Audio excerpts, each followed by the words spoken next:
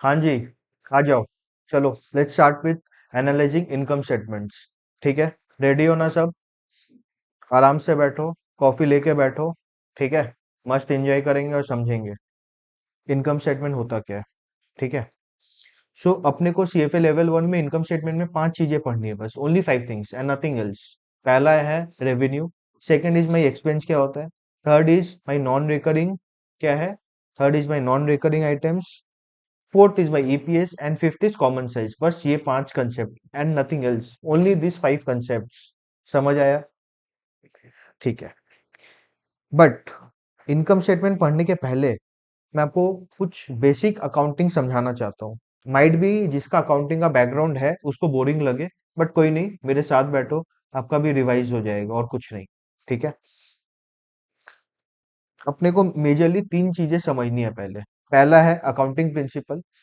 Accounting principle क्या बोलता है? अकाउंटिंग प्रिंसिपल बोलता है कि अकाउंट्स दो तरीके से बन सकते हैं, one is accrual basis, one is cash basis. Accrual क्या होता है, कैश बेसिस क्या होता है, वो समझेंगे अपने।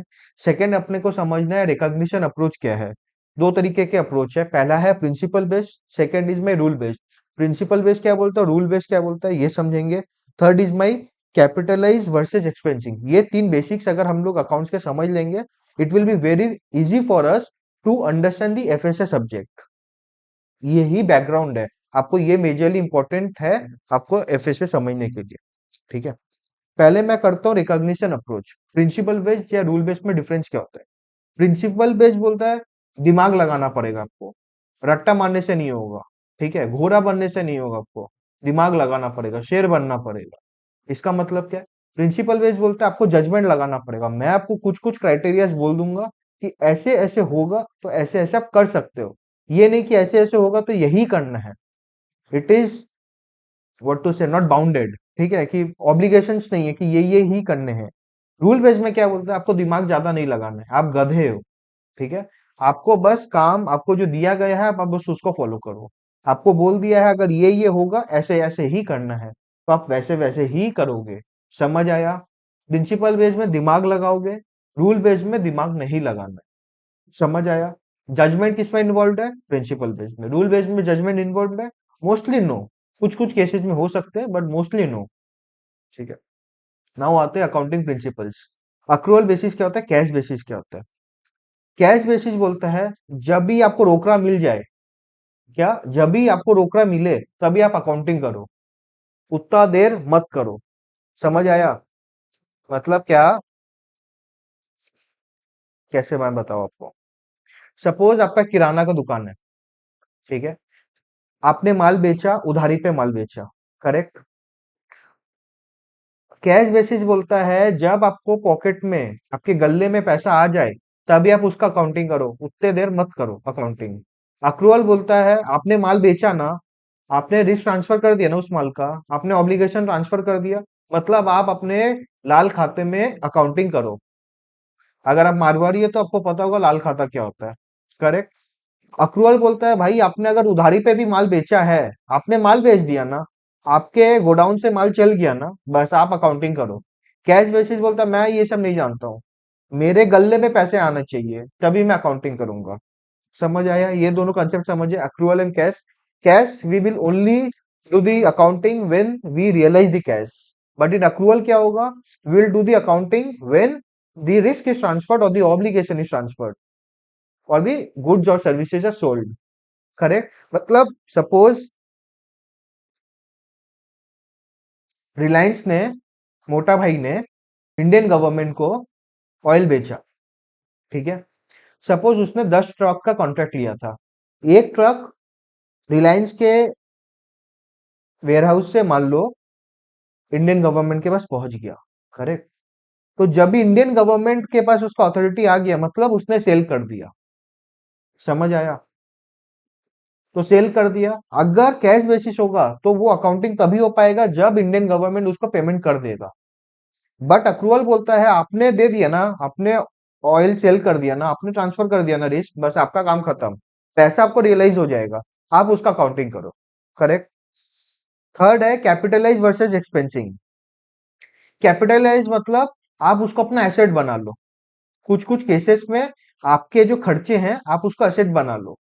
एक्सपेंसिंग मतलब आपका कोई एसेट नहीं है, आपने जो भी खर्चा मतलब आपने जो भी पैसा लगाया कहीं पे भी, वो आपका खर्चा है। आप उसको सीधा अपने धंधे में हिसाब किताब में जोड़ो, प्रॉफिट लॉस में। समझ आया ये तीन कंसेप्ट समझ आए, ये तीन मेजर है, बेसिक्स है, I will say not major, ये बेसिक्स है to understand the FSA properly. ठीक है, आपको ऑब्वियसली एज अ सीए या अकाउंटेंट के जैसे को दिमाग नहीं चलाना है। You why we are studying FSA, let tell me, अपने एफएसए क्यों पढ़ रहे हैं, टेल मी। इधर इधर देखो, क्यों we are studying FSA? Just for analysing the financials of the company, उस पे इन्वेस्ट करना सही होगा गलत होगा, how is the company performing, उसने झूठ तो नहीं बोला है, वो अपने को जजमेंट करना है, करेक्ट। उसके लिए अपने को बेसिक्स तो आने चाहिए ना कि अकाउंटिंग कैसे होते हैं। आप अकाउंटिंग के बेसिक समझोगे तभी आगे बढ़ोगे ना, करेक्ट। ठीक है, तो अपने आज पहला टॉपिक पढ़ेंगे, दैट इज रेवेन्यू। ठीक है, रेवेन्यू मतलब अपने को 5 टॉपिक पढ़ना था, अगर if you can see this, अपने को 5 टॉपिक पढ़ना था इनकम स्टेटमेंट में। ठीक है, अपने को 5 पढ़ना है। ठीक है, पहला हो गया रेवेन्यू, सेकंड एक्सपेंस, थर्ड है नॉन रिकरिंग एक्सपेंस, फोर्थ है ईपीएस, फिफ्थ है कॉमन साइज। अपने को बस ये 5 चीजें पढ़नी है। ठीक है, आज मैं आपके साथ डिस्कस करूंगा रेवेन्यू। समझ आया, रेवेन्यू डिस्कस करूंगा आज, करेक्ट।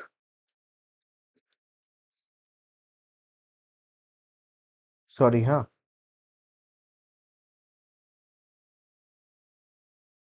रेवेन्यू।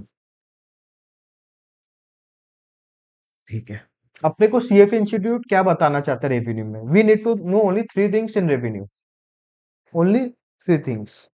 ठीक है, पहला है रिकॉग्निशन प्रिंसिपल। आप रेवेन्यू को जो रिकॉग्नाइज करोगे उसका प्रिंसिपल्स क्या होंगे, उनके जो प्रिंसिपल बेस मैंने आपको बताया, अकाउंटिंग प्रिंसिपल्स, अगर आपको याद नहीं है मैं आपको दिखा दूं, जो आपको मैंने बेसिक बताया, रिकॉग्निशन अप्रोच, करेक्ट। आपका रिकॉग्निशन अप्रोच क्या, प्रिंसिपल बेस है कि रूल बेस है? तो हम लोग प्रिंसिपल बेस फॉलो करते हैं, IFRS always follows principle base, correct. तो मेरे को प्रिंसिपल क्या है, रेवेन्यू, ठीक है, अभी उसका कुछ तो प्रिंसिपल होगा, कुछ क्राइटेरिया होंगे ना, जो ये क्राइटेरिया फुलफिल होंगे तब आप रेवेन्यू एडजस्ट कर सकते हो या फिर रिकॉग्नाइज कर सकते हो, करेक्ट। तो वो प्रिंसिपल्स क्या है, पहले वो सीखना है। उसको अप्लाई कैसे करोगे, प्रिंसिपल्स मेरे को पता चल गया, बट अप्लाई मैं कैसे करूंगा उसको सीखना है। And what, how is it important for our analysis. आपको ऑब्वियसली जाके अकाउंटिंग तो नहीं करना है रेवेन्यू का, आपको ऑब्वियसली जाके अप्लाई तो नहीं करना है, बट आपको समझना है what is this implication of that principle application मेरे पर या कंपनी के ऊपर एज अ होल, करेक्ट। आपको ये 3 चीजें समझनी है, let's try one by one. ठीक है, उसके पहले भी रेवेन्यू में एक कंसेप्ट है, अनअर्न्ड और डेफर्ड रेवेन्यू। ठीक है, इट्स इजी, आराम से। अनअर्न्ड मतलब क्या, आपने कमाया नहीं है। डेफर्ड मतलब क्या, बाद में। अगर आप, हमेशा याद रखो, ये पढ़ने का एक बहुत सिंपल ट्रिक है। अगर कुछ समझ नहीं आए, 2 मिनट उस वर्ड पे रुकने का, समझने का कि वो वर्ड क्या बोलता है। यू ऑब्वियसली आई अंडरस्टैंड कि आप लोग को इंग्लिश आती होगी, नहीं भी आती हिंदी गूगल कर लो, मतलब क्या है। अगर आपको अनअर्न का मतलब नहीं पता, just Google it, what is the meaning of unearned, आपको बेसिक समझ में आएगा।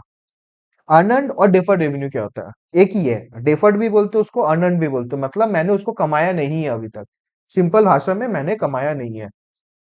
सपोज कोई कस्टमर आके आपको एडवांस देके गया, ठीक है, आप क्या करते हो, आपका बिजनेस मॉडल ही ऐसा है कि आप पहले कस्टमर से एडवांस ले लेते हो, एडवांस लेने के बाद आप अपना ऑर्डर फुलफिल करते हो। नॉर्मली ईपीसी कॉन्ट्रैक्ट्स में क्या होते हैं, ईपीसी में जो भी कॉन्ट्रैक्ट, सपोज मेरे को रेलवे का कोई कॉन्ट्रैक्ट मिला, ओके, रेलवे का कॉन्ट्रैक्ट मिला, अभी मेरे को वहां पे सपोज रेलवे कंपार्टमेंट्स बनाने हैं, ठीक है, उस पे कोई मेरे को अल्यूमिनियम चाहिए।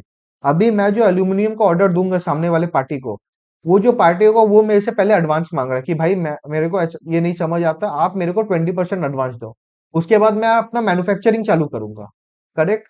तो वो मैंने जो 20%, सपोज, अगर आपको नहीं समझ आया है, let me give you an example.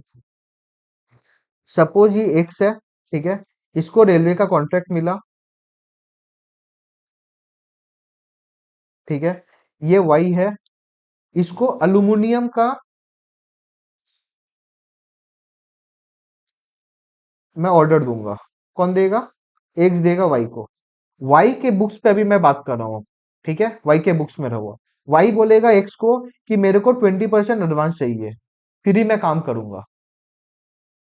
तो एक्स ने क्या किया? एक्स ने वाई को, मान लो 100 करोड़ का ऑर्डर दिया था, उसने उसको 20 करोड़ दे दिया, एडवांस कैश दे दिया। ठीक है, उसने कैश दे दिया, करेक्ट? ये समझ आ रहा है, कैश दे दिया उसने। अभी जो उसने कैश दे दिया उसको, अभी वाई के बुक्स में आ गया, वाई के बैंक में क्रेडिट हो गया 20 CR।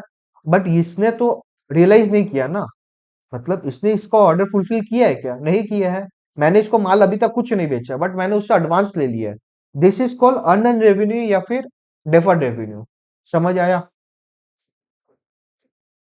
समझ आया क्या? आया ना? आया ना? ठीक है, अपने अर्न रेवेन्यू ये बेसिक है, ये समझ गए?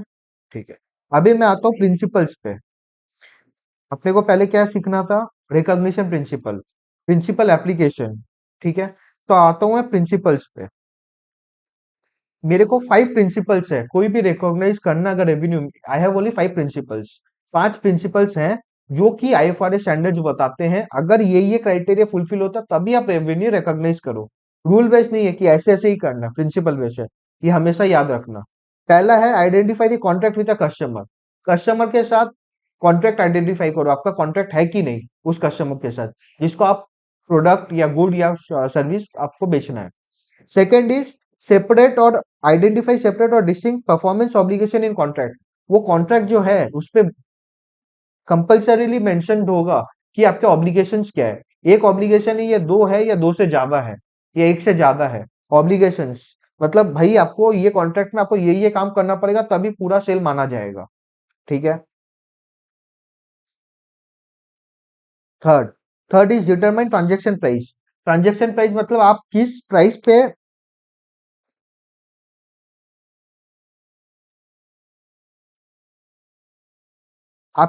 पे माल बेचोगे। ठीक है,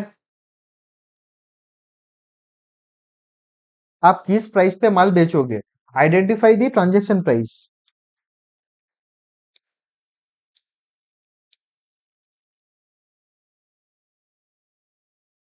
ठीक है, क्या प्राइस है आपके आपके जो कॉन्ट्रैक्ट हुए उसमें, क्या अग्रीमेंट, क्या क्या प्राइस के।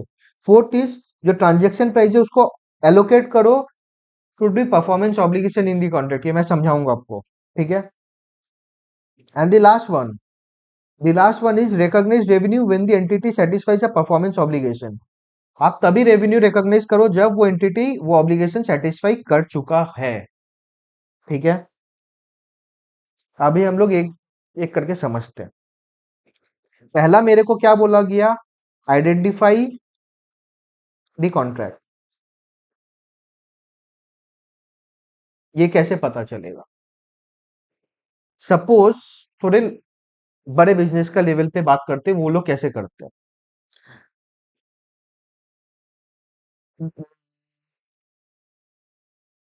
सपोज रिलायंस, ठीक है, रिलायंस रिटेल ने, ठीक है,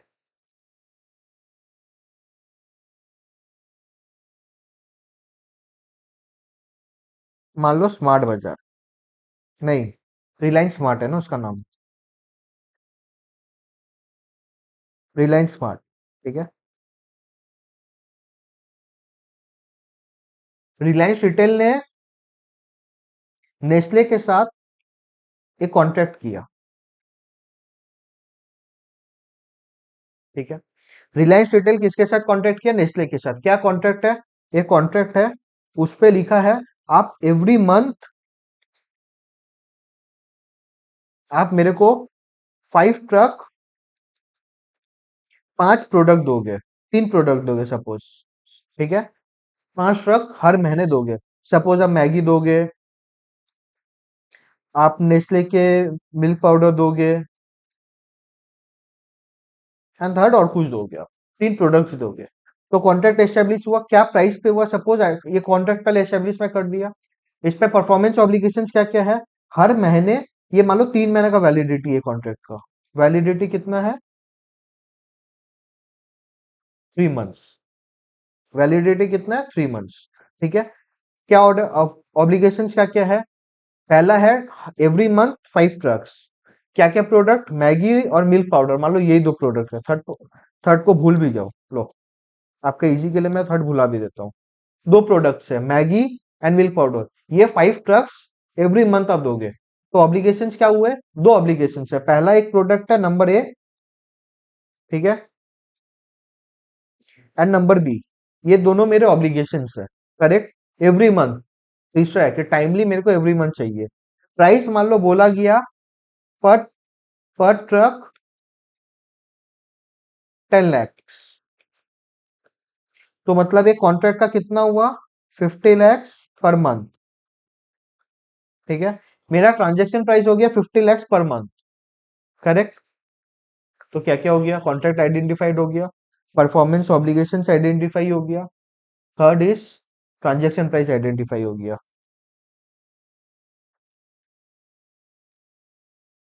अभी और मेरे को क्या करना है, एलोकेट करना है, एलोकेट। क्या बोला, मेरा ये 50 लाख जो है, ठीक है, इसको मेरे दो परफॉर्मेंस ऑब्लिगेशन, एक हो गया मैगी, एक हो गया मिल्क पाउडर,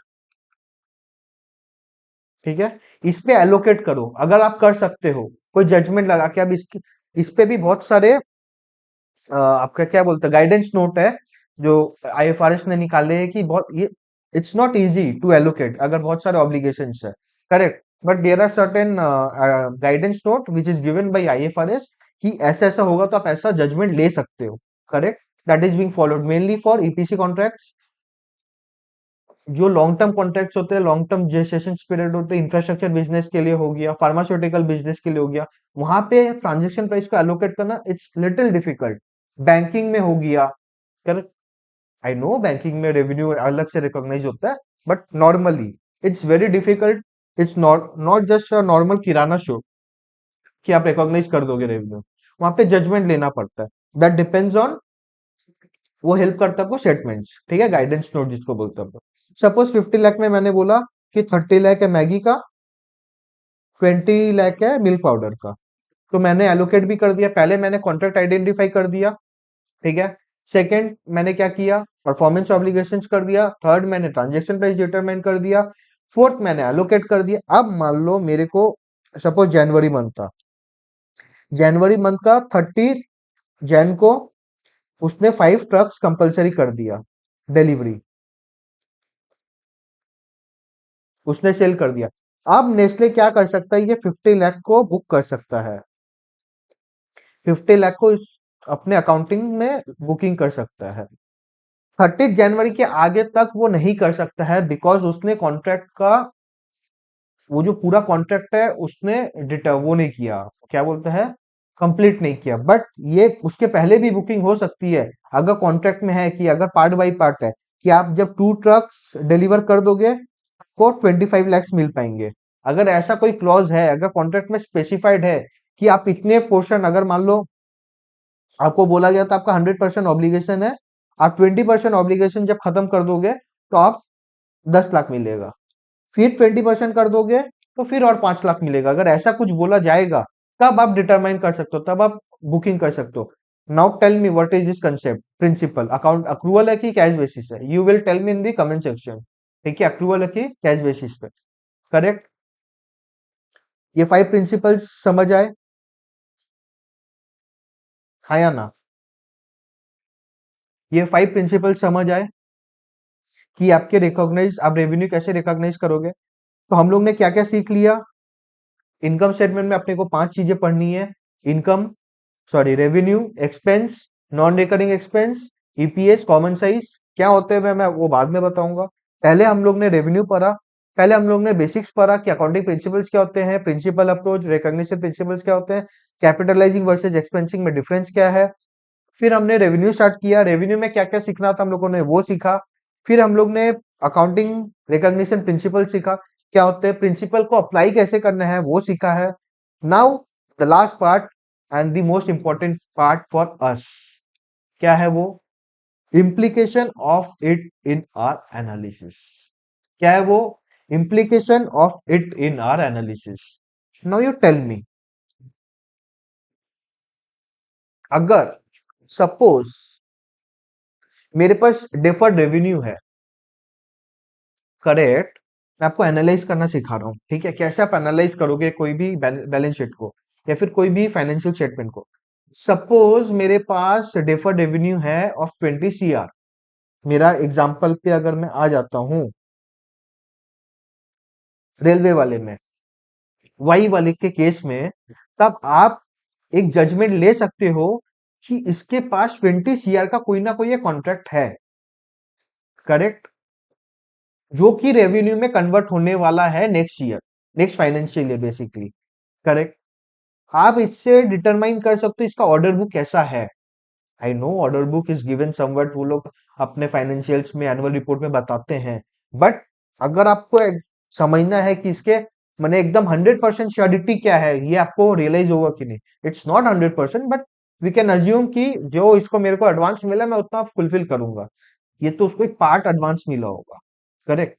सो उसके पास अच्छा ऑर्डर बुक हो सकता है इस अमाउंट का। मान लो आप डिटरमाइन कर सकते हैं, एनुअल रिपोर्ट पढ़ोगे तो आपको सब, I will try to shoot a video also, annual report कैसे रीड करते हैं, ठीक है? I will upload in the YouTube channel. But ठीक है, लेट्स सपोज कि 20 शेयर का एडवांस मिला है, तो आप डेफर्ड रेवेन्यू से ये जजमेंट लगा सकते हो कि नेक्स्ट ईयर का उसका रेवेन्यू क्या हो सकता है, मतलब उसके कितने guaranteed, not, we can say guaranteed, but there is a probability कि इतना रेवेन्यू वो रिकॉग्नाइज कर सकता है, करेक्ट। एक डेफर्ड रेवेन्यू से यहां से सीखेंगे। सेकंड है, मान लो लॉन्ग जेस्टेशन पीरियड जो होते हैं, इंफ्रास्ट्रक्चर बिजनेसेस जो होते हैं, इस पे आप रेवेन्यू पूरा रिकॉग्नाइज नहीं कर सकते हो। मान लो 100 CR उसने revenue recognise, EPC contract basically, कोई भी आप जैसे अभी देख रहे हो रेलवे के शॉक्स लास्ट 2-3 साल में बहुत भागे हैं, या फिर कोई भी अलग अलग शॉक्स, ठीक है? उसमें क्या हो गया, अगर आप उसके कभी भी बैलेंस शीट को उठा के देखोगे, I would suggest you should try it, ठीक है? बिकॉज आप सीएफए पढ़ रहे हो, अब यही मेन पर्पस है ना, टू बी एन एनालिस्ट और to be an research analyst और to be anything, to be a portfolio manager, हो आपका काम क्या रहेगा? कंपनी को रिसर्च करना, करेक्ट। तो आपको वो ज्यादा समझना है कि कैसे कंपनी एनालाइज करना है आपको। हाँ, सो मैं कहा था ईपीसी कॉन्ट्रैक्ट्स में। ईपीसी कॉन्ट्रैक्ट्स में क्या होता है जनरली, सपोज आपको 100 CR रेवेन्यू मिल गया, आपको बैंक में पेमेंट आ गया 100 CR का, बट आपके कॉन्ट्रैक्ट के हिसाब से या कुछ, आपने उसका 70% ही फुलफिल किया है कॉन्ट्रैक्ट। आप पूरा 100 CR रेवेन्यू रिकॉग्नाइज नहीं कर सकते इनकम स्टेटमेंट में। सपोज आप उसका 70 पर कर पाओगे, 70 CR ही कर पाओगे, 30 CR आप क्या करोगे, डेफर्ड रेवेन्यू में जाएगा, या फिर आप उसका कोई एसेट लायबिलिटी बनाओगे। तो वो आपको जजमेंट लेना है, मैंने कितना रेवेन्यू रिकॉग्नाइज किया, मैंने उसको फिर क्या किया, उसका कोई लायबिलिटी बना है कि नहीं, उस वो रियलाइज हुआ है कि नहीं। अब रेवेन्यू अपने मान लो 100 CR का बुक किया है, कितना रियलाइज हुआ है कि नहीं वो कैसे चेक करोगे, डेटर से चेक करोगे, मेरे डेटर्स कितने हैं। पंप एंड डंप तो नहीं है कि लास्ट 31 मार्च को उसने रेवेन्यू दिखाने के लिए बस सेल सेल दिखा दिया, आप देखोगे डेटर्स उसके एवरेज है कि नहीं।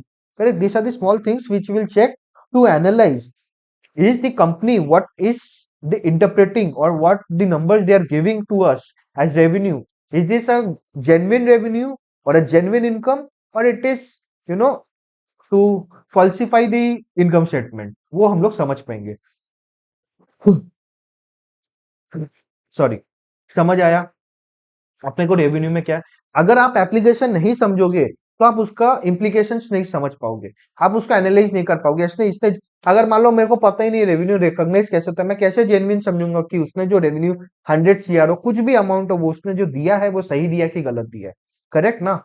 उसके लिए आपको रेवेन्यू समझना पड़ेगा कि अप्लाई कैसे होता है, करेक्ट। ठीक है, आप एक आप काम करिए, इंस्टीट्यूट का मटेरियल उठाइए, इनकम स्टेटमेंट को पढ़िए, एलओएसए को, इनकम स्टेटमेंट का रेवेन्यू पार्ट को, एंड उसके सम्स को सॉल्व करिए। ट्राई टू कोऑर्डिनेट या remember what I am trying to say you, explain you, so that it is easy for you. CFA में the most important is practising the sums, practice करोगे तभी आप पास कर पाओगे। Concept समझ गए और प्रैक्टिस करो sums, and I think I have explained you in the easiest way possible this part. मिलते हैं अपने नेक्स्ट वीडियो में, एक्सपेंसेस पढ़ाऊंगा वहां पे, ठीक है, पार्ट 2 इनकम स्टेटमेंट के। एंड अगर आपको ये वीडियो अच्छी लगी हो तो अपने दोस्तों के साथ शेयर करिए, सब्सक्राइब करिए एंड चैनल को लाइक करिए and follow me for more such great contents. Thank you, bye bye.